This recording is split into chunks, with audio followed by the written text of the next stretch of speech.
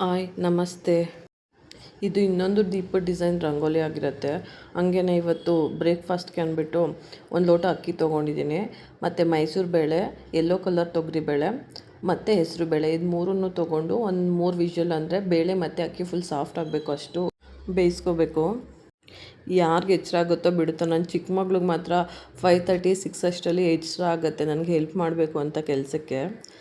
ಹಂಗೇನೆ ಈ ಕಡೆ ಒಂದು 3 ವಿಷಲ್ಸ್ ತೆಗೆಸ್ದೆ ನಾನು. ಬೇಳೆಲ್ಲ ಸಾಫ್ಟಾಗಿ ಬೆಂದಿದೆ. ಮತ್ತು ಇನ್ನೊಂದು ಕಡೆ ಒಂದು ನೀರು ಕುದಿ ಬಂದಮೇಲೆ ಪಾಲಕ್ ಸೊಪ್ಪು ಹಾಕ್ಬಿಟ್ಟು ಒಂದು 2 ಮಿನಿಟ್ಸು ಬೇಯಿಸಿದ್ದೀನಿ. ಕ್ಲಿಪ್ಪು ಮಿಸ್ ಆಗಿದೆ. ಪಾಲಕ್ ಸೊಪ್ಪಿಗೆ ಬೆಳ್ಳುಳ್ಳಿ ಮತ್ತು ಶುಂಠಿ ಹಾಕ್ಕೊಂಡು ಕ್ಲೀನ್ ಪೇಸ್ಟ್ ಮಾಡಿಕೊಂಡು ಒಂದು ಪ್ಯಾನ್ಗೆ ಸಾಸಿವೆ ಜೀರಿಗೆ ಹಾಕ್ಕೊಂಡು ಮತ್ತು ಖಾರಕ್ಕೆ ಎಷ್ಟು ಬೇಕೋ ಅಷ್ಟು ಮೆಣಸಿನ್ಕಾಯಿ, ನಾನು ಪಾಪುಗೂ ತಿನ್ನಿಸೋದ್ರಿಂದ 2 ಅಷ್ಟೇ ಮೆಣಸಿನ್ಕಾಯಿ ತೊಗೊಂಡಿದ್ದೆ, 2 3 ಮತ್ತು ಒಂದು ಈರುಳ್ಳಿ ಸಣ್ಣದಾಗಿ ಕಟ್ ಮಾಡ್ಕೊಂಡಿದ್ದೀನಿ.